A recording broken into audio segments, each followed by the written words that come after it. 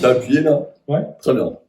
Mes chers paroissiens, nous sommes très heureux avec le Père Thomas ici présent de vous retrouver après cette magnifique semaine sainte. Et nous aimerions tout simplement rendre grâce pour ce que nous y avons vécu les uns avec les autres. On voulait en profiter pour faire un peu comme une mystagogie de cette semaine sainte. Qu'est-ce que c'est une mystagogie?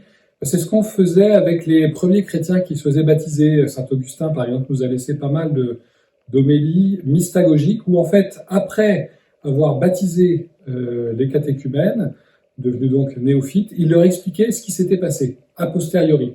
Et donc, c'est ça qu'on voudrait faire avec vous au sujet de cette semaine sainte. Donc, vous voyez, on a vécu, en fait, en quelques jours, comme un condensé de toute notre vie chrétienne.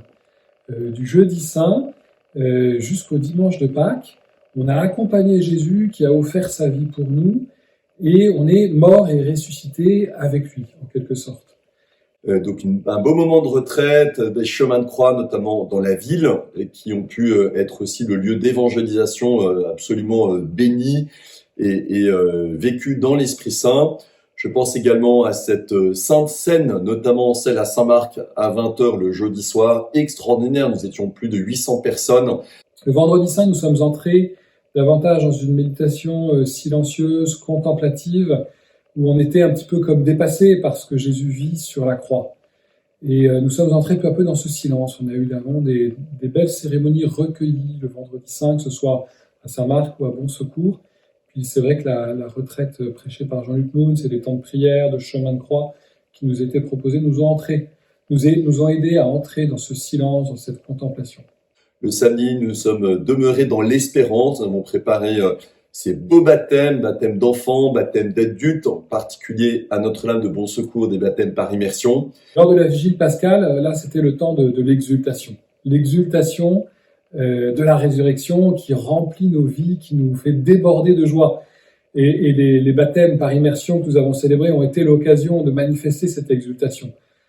Ça nous a peut-être un peu surpris d'ailleurs par certains aspects. Ophélie, je te baptise au nom du Père et du Fils et du Saint-Esprit. Ophélie, je te baptise au nom du Père et du Fils et du Saint-Esprit.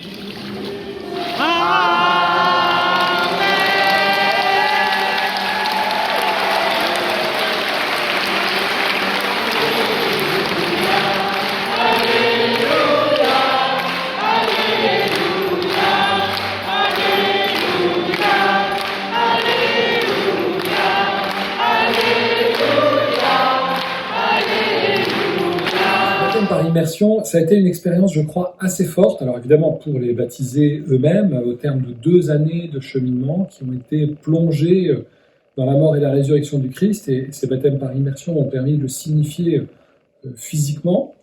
Mais je crois que ça a été très fort pour nous aussi, chrétiens, baptisés depuis parfois très longtemps.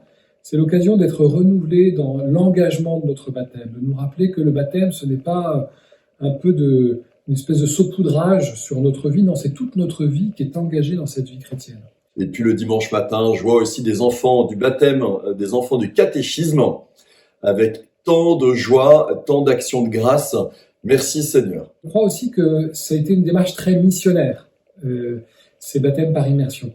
Sans doute, ne le saviez-vous pas, mais nos catéchumènes ont été accompagnés par leurs familles, leurs amis, dont un certain nombre de personnes pas du tout habituées à venir à l'église. Il y avait des gens baptisés mais non pratiquants, des gens non baptisés, et il y avait même, figurez-vous, des musulmans qui étaient là, et notamment un certain nombre de baptisés catholiques convertis à l'islam, et qui nous donnaient des retours très positifs sur cette expérience du baptême par immersion. Le dimanche matin, suite au baptême des enfants du catéchisme, il y a eu 2 demandes d'accompagnement pour des futurs baptêmes, une collégienne dans 5e, et puis des parents qui sont venus nous voir pour leur fille de 18 ans qui a très envie d'être baptisée. Et donc pour nous, pour notre paroisse, eh bien, ça nous engage sur la question de l'accueil et de l'ouverture. À quel point sommes-nous capables d'accueillir toutes ces personnes qui s'approchent de l'Église sans bien la connaître, sans en connaître les codes, au risque de nous bousculer un peu parfois. Et cette ouverture, cet accueil, c'est valable pour la Vigile pascale, mais c'est valable, que vous le savez, en réalité pour toute l'année et dans chacune de nos activités paroissiales. Ouais. Et puis frères et sœurs, bien-aimés, donc le jour de la miséricorde, dimanche dernier, vous avez entendu mon annonce, l'Église m'appelle à une nouvelle mission. C'est effectivement une étape importante pour moi, sans doute pour la paroisse aussi. Je rends grâce pour ces 14 années extraordinaires vécues ici. C'est l'occasion aussi d'aller porter du fruit ailleurs. C'est avec une grande confiance que je laisse la main au Père Thomas.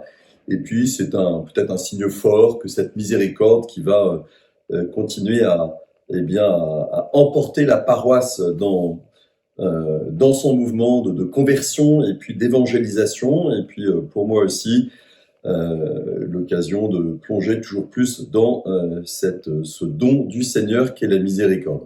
Chers paroissiens, en tout cas, on est heureux de pouvoir vous partager notre joie et de pouvoir vous remercier une fois de plus de nous permettre de vivre toutes ces belles choses avec vous. Que le Seigneur vous bénisse.